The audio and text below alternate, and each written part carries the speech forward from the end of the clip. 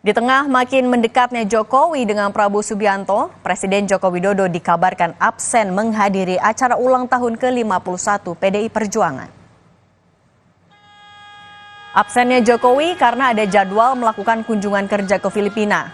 PDI Perjuangan tak mempermasalahkan jika Presiden Jokowi tidak hadir pada acara ulang tahun PDIP pada 10 Januari mendatang.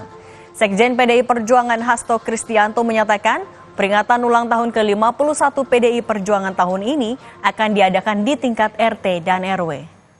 Salam damai sejahtera untuk kita semuanya. Kita merdeka. Ganjar Mahfud melibatkan rakyat sebagai jati diri PDI Perjuangan, sehingga di RT dan RW. Kami sudah mendapat informasi juga bahwa Pak Presiden Jokowi akan melaksanakan tugas negara dengan ke luar negeri di Filipina. Tetapi watak kegiatan kali ini adalah turun ke bawah, menyatu dengan rakyat itu sendiri.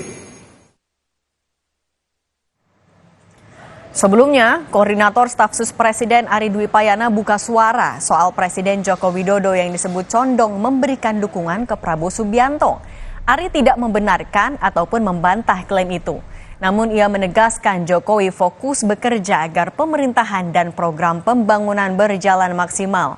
Terkait ketidakhadiran Jokowi di ultah PDIP, Ari menegaskan kunjungan kerja Presiden ke luar negeri telah dijadwalkan bukan untuk menghindari perayaan HUT PDI Perjuangan. Sekarang dikatakan sudah condong ke satu paslon, sudah tidak netral begitu. Saya tidak komentar itu, tapi saya mengatakan Presiden bekerja, memimpin pemerintahan ini dan juga memastikan program-program strategis berjalan dengan baik.